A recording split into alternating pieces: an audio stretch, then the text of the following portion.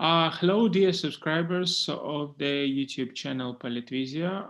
It is my pleasure to introduce my today's special guest, Mr. Gunter Fehlinger, who is a chairman for Europeans Tax Reforms Organization. Good evening, Mr. Fehlinger. Nice to meet you. Mr. Fehlinger, I'm very happy that you joined today this Zoom conversation.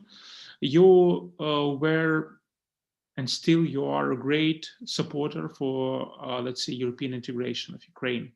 And obviously, this question is now on the agenda due to the Russian aggression, Russian military intervention into Ukraine. So let's start from the beginning. Were you surprised about a Russian intervention when you heard about this on the 24th of February? And what did you feel? What actually was your first thought when you heard about this? I was deeply shocked and really, it was a terrible thing, a crime. I think it can be only, it was really like it's a war crime and a crime against humanity, what President Putin has done. And he will ultimately end up in the International Court for Criminal Justice for this enormous criminal activity. And I condemn it. And I was totally surprised because I knew, of course, there was a big military buildup already, and there was this danger, but that he would go over that line and invade the whole of Ukraine and commit these terrible atrocities, it's unspeakable. It's really outside of all human international norms, and I condemn it completely. And I'm very sorry. And I admire the bravery of the Ukrainians to resist this terrible onslaught. Mr. Fehlinger, we got to know each other 6 or 7 months ago, and to be honest with you, I was quite skeptical about your efforts to facilitate European Ukrainian integration into European Union because, well, I was sure that it's not possible. European Union won't accept Ukraine in the nearest future. But let's say the history of Russian military aggression and the response of European Union, which actually voted for granting Ukraine the candidate status, for me now is the proof that European Union delayed with this question. And if European Union started with this question before, maybe Russia didn't make this attempt to conquer Ukraine. What do you think about this? You're absolutely correct. It was our biggest mistake in the history because after 2015, after the Minsk II agreement, there was the moment to really start with EU integration. We could even have made this possibility like Cyprus. Cyprus is not in NATO, but in the European Union since 17 years.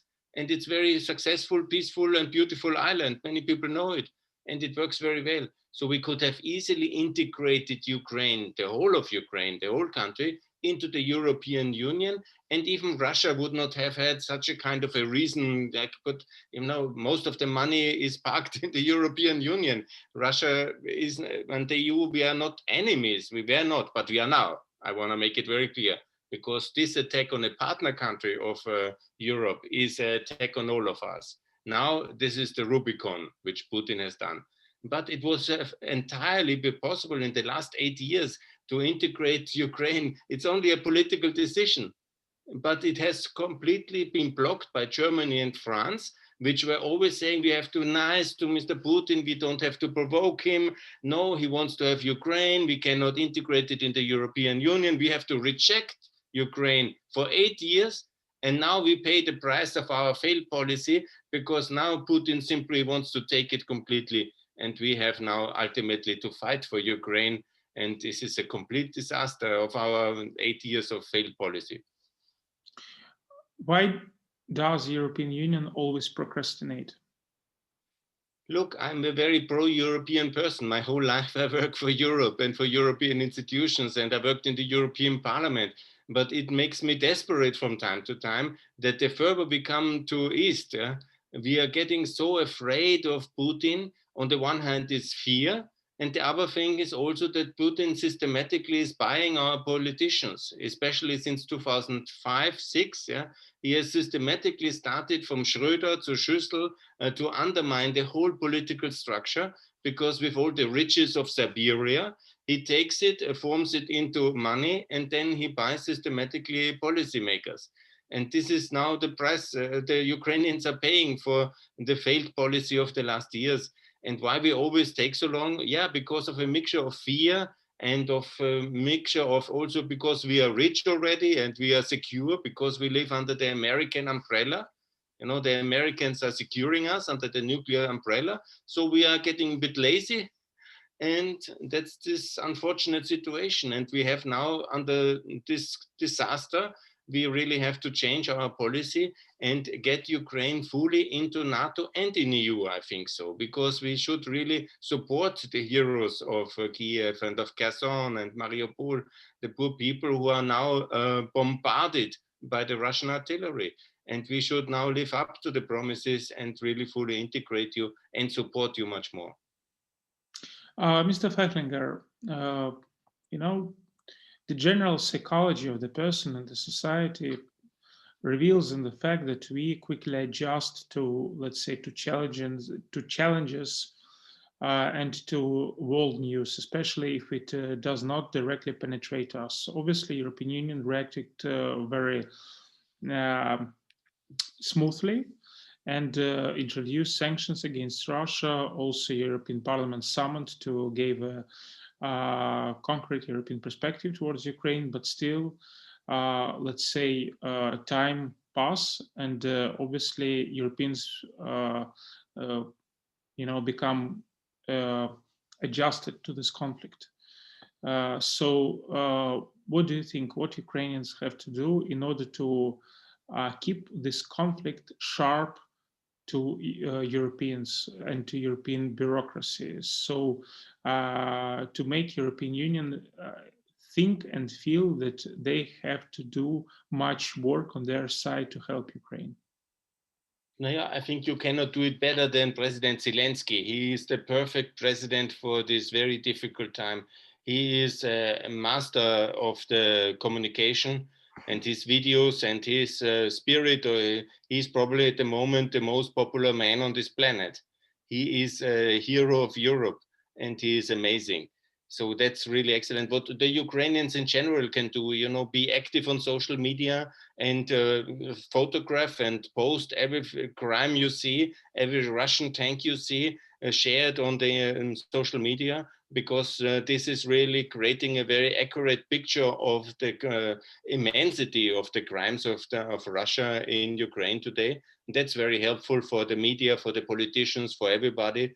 And I think that's the best thing the Ukrainians can do. And of course, to fight and to resist and to protest and to show the world that you don't want to be part of a new Russian empire, that you are ready to stand up against that, and that you are Europeans, as we all know it, and we are with you. And I think the solidarity in Europe is enormous. In Germany, in Austria, in Italy, you see the whole streets full of the Ukrainian flags and protestations, manifestations. Everybody stands with Ukraine now. Mr. Fehlinger, Ukraine paid already enormous price for its destiny, which lies in the European perspective, let's say. And obviously, we deserve not only a candidate status, but a membership in the European Union. And we haven't heard still, let's say, a roadmap, a framework, and let's say the guideline how long it will take to join European Union from this moment. Let's say the war will end finally, and for us it's very important to hear when the European Union will be ready to accept us. We don't want to, let's say, remain behind the door even as a candidate states for years. Yes, I'm very much in favor. It depends, of course, on all sides, how to really get it done. Now, of course, the political fundament has to be laid for this, that the EU is agreeing, and unfortunately, that's not fully happened. Yeah? We have had now we have a EU Council meeting next Thursday, and there the final decision has to be made if Ukraine can join the European Union. The first step is the EU potential candidate status. That is very important, and then you gradually reform Ukraine, and of course the EU has also to do the efforts. Normally, as it has been in Poland and in other countries, from the moment of the decision, it takes between 10 and 15 years to join the European Union. So that's the level of preparation. But you have done a lot of preparation since 2017 already, since the DCFTA. So I think it can be maybe 10, I always say 2029. That would be my dream date with destiny, that Ukraine is in the European Union. That's, I think it's very hard to reach, but maybe the next European elections after that, that is 2034. That is not so far away, and that you will be full members, and the Austrians and the Ukrainians will be on the same level European Union citizens, and I think that's the perfect future which we have to achieve. Mr. Fehlinger, I want to ask you about, let's say, the public awareness. Obviously, European politicians, they strongly depend upon the voters. You know, in Europe, there are democracy, unlike in Russia, where is a dictatorship. Yeah, in Europe are democracies. So, and democracies rely upon voters. And first of all, the politicians, they have to satisfy the demands of their own voters and their own people. What do you think now? Let's say if we talk about the level of public awareness and the level how actually this topic about Russian invasion of Ukraine and the aggression towards Ukraine, let's say, penetrates the general public feelings, because we see, let's say, we see protests against Russian invasion, but also there are many Ukrainians who live abroad and who participate in these protests. And we don't understand how much, let's say, foreigners, yeah, Austrians, Germans, etc., they're really immersed in this topic. Do you find that now there is a high public awareness of the station? Yes. It's not a few Ukrainians who are protesting in Vienna. That was, in January and February, in the beginning. Yeah, it was still mostly Ukrainians, the friends of Ukrainians, and some Austrian politicians, some German politicians. But now, with the start of this new terrible war since the 24th of February, the whole society in Germany, Austria, Italy, and Spain, France, everywhere is now this feeling of solidarity, the people on the streets. There's a big peace movement. It was actually in Hamburg, for example, there were 120,000 people in Munich just these days. And so this is now a huge popular movement for Ukraine, for the support, for peace, against Russian aggression. And obviously it needs now to be translated in EU membership for Ukraine. But once people have been on the streets and protesting for Ukraine, now hopefully the war will be won, or the war will be stopped, there will be some kind of settlement, and then immediately the Ukrainian effort must be to translate this solidarity into full membership feeling, and also to pressure the politicians, who are obviously very reluctant, because that's very expensive now, especially after Putin destroyed so much. We have to rebuild everything together, and this will be extremely expensive. But I tell everything again, like I tell it since 5 years, the future of Ukraine must be in the European Union.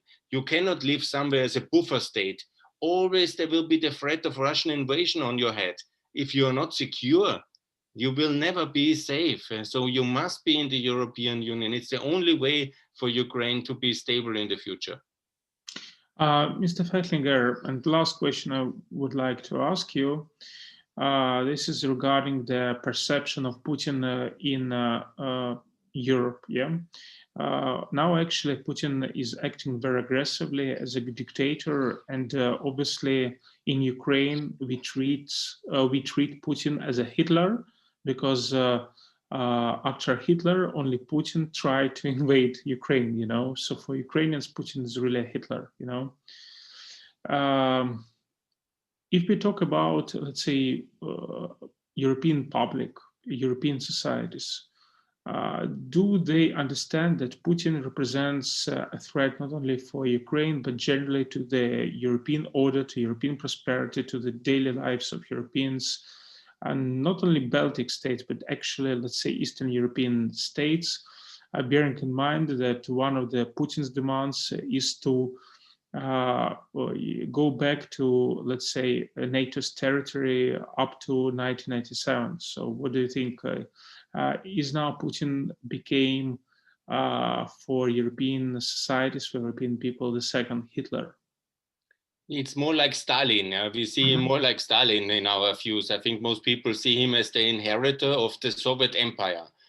Now this continuity of this Soviet threat, which has occupied half of Europe for so long, and also then later, I think it's more Stalin for us. And that's, I think, also more correct political comparison, because in his speech, actually, in the speech where he was justifying the invasion of Ukraine, he has referred to all these historic terms. Yeah? So he sees himself as the new Stalin, and we see him like this as well.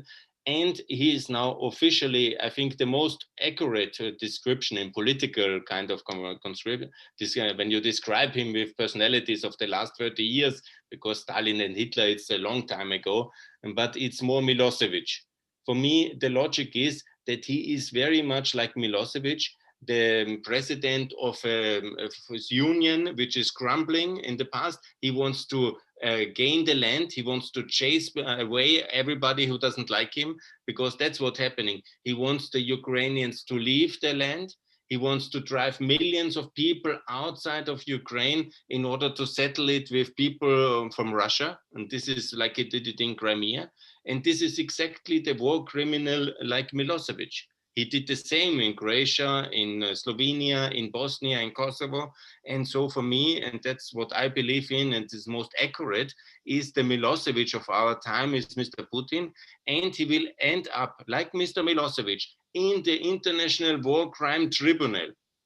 After the victory of Ukraine, he will end up in Den Haag. I'm absolutely sure. And he has well deserved it, because he is a war criminal. And that's not just me saying, and that is now the senior politicians. That's the American Congress senators, and also the leader of the German opposition. And many, many European politicians see it exactly like that he is a war criminal. He should be at the International Court.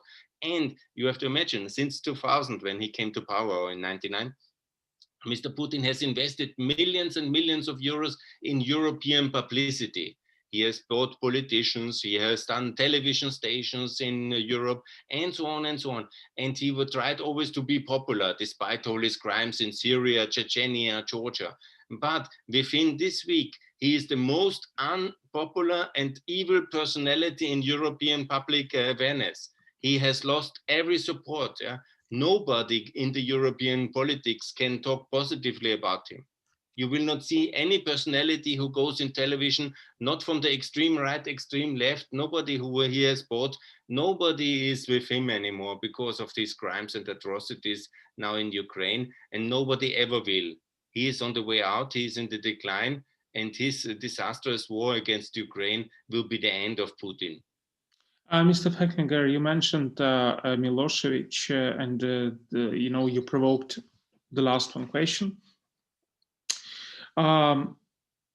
You know that at the beginning of the conflict, when Russia started aggression towards Ukraine, here in Ukraine, we actually did not feel support from Serbia. And Serbia actually, acted very strangely, basically very supportive towards Russia, let's say. Yeah. And bearing in mind that, when European officials, Ursula von der Leyen, etc., they talked about Ukraine, that Ukraine has to receive its European perspective, has to become a candidate state, because Ukraine shares European Union values. Yeah. So when we look at Serbia's behavior, what do you think? Is Serbia still share European values, and if it shares, how actually it correlates with Serbia's position towards Russian intervention? No, I totally condemn the Serbian position. I think that Serbian EU candidate status must be frozen immediately, frozen and suspended. And Ukraine and Moldova and Georgia should get the EU candidate status because they are really in their values, in their fight for freedom. The Ukrainians are 100% Europeans, and the Serbians must be suspended. And only if they apply also for NATO, then Serbia can be coming back. And also only when they follow all the sanction regime, because Mr. Vucic, and now there's elections on the 3rd of April, and I call everybody to vote against him and to vote for pro-European parties, because the way Mr. Vucic has gone to Moscow recently and got this Alexander Nevsky order and has been against European policy, it's very dangerous. And today, actually, I got the news on Twitter as well that they are mobilizing their troops because they want to make a southern front, because they want to somehow fold Europe in the back in attacking Kosovo and Bosnia. It's a very dangerous scenario. I'm not sure if it will happen. And I think that NATO will 100% defend Kosovo and also Bosnia, because we have treaties with these countries. And the other countries, Macedonia and Montenegro, are already in NATO. But again, this is the logic. It's so important to be in NATO. And that's also what I say is so wrong in our policy since 2014, because Ukraine wanted to join NATO. And if we had allowed Ukraine to join NATO already in 2016-17, then there would be no war today. And this is the truth. And we have to really make sure that whatever happens, it must be that Ukraine joins NATO and the EU. And Serbia has to be very clear message. They have to cope with the past of the crimes. They have to join the West also mentality-wise, because it's some kind of value community. We are the union of democracies and market economies. If you think that Mr. Putin's war in Ukraine is cool, then you have nothing to do with the European Union and you cannot join ever. And you see also, for example, Hungary, Orban, he is much smarter. He has changed his opinion now on the 24th of February, and he has now returned. He has not opposed any sanctions. He has opened the borders, and he is helpful because he understands if he is now like Vucic, there will be everybody against him in Europe, because now it's the moment of unity in Europe, and the Serbs must be out and the Ukrainians in. Yeah, I agree with you, but I think that it won't be fair if now Georgia will receive a candidate status as Ukraine. Sorry to tell you this. After Georgian government refused to introduce sanctions against Russia after military intervention, Russian military intervention to Ukraine, I think that this is a treason, because Ukraine supported Georgia when there was Russian invasion to Georgia. Yes, but Moldova is very important to join the EU. I think that's very important because they are under direct danger, because the Black Sea fleet of Russia is now in front of Odessa. And the theory is, I don't know if it will happen, but the idea, what military analysts say, that they will make a military invasion towards Odessa, and then they might also catch up with Transnistria. So that's a very dangerous scenario. So we have to support Moldova. And the truth is that this leading party in Georgia, it's like a Russian operation. Mr. Ivanishvili and the Georgian Dream is very problematic party. And again, remember, we have talked about it. In Georgia, they had this agreement with Mr. Danielson and Mr. Michel in July. And then exactly after this agreement, it was on the 19th of July. And then on the 21st, they broke it again, because of Russian pressure. Mm-hmm. And unfortunately, Mr. Ivanishvili is a Russian agent, and he is very evil. But it's not the whole Georgian people. Have you seen the demonstration in Tbilisi today? It was, I think, 100,000, or I don't know the exact numbers, but the whole street and the Freedom Square and everything was full of people supporting. And so the heart of the Georgian people is with the Ukrainian people 100%, and we have to help them as well in their struggle and to get into the European Union and in NATO, because otherwise we will have a second front in the Caucasus as well very soon, and we have to support them to join, and this pro-Russian government has to be kicked out. Thank you very much, Mr. Fehlinger, for your time, for your efforts, and especially thank you very much for your support towards Ukraine, because now, due to Russian invasion, many people started to support Ukraine, but you was among few people who consistently support Ukraine. This is important, so you're doing this on a consistent basis. Thank you very much. And I will continue to do so, and Slava Ukraine, and also keep up the fight, and we will do in Europe whatever we can do to support you. Thank you very much. As we say in Ukraine, Geroyam Slava. Mr. Gunter Fehlinger, the chairman of Europe Organization for Europeans for Tax Reforms. Thank you very much, Mr. Fehlinger, for joining us. Thank you. All the best, success and victory.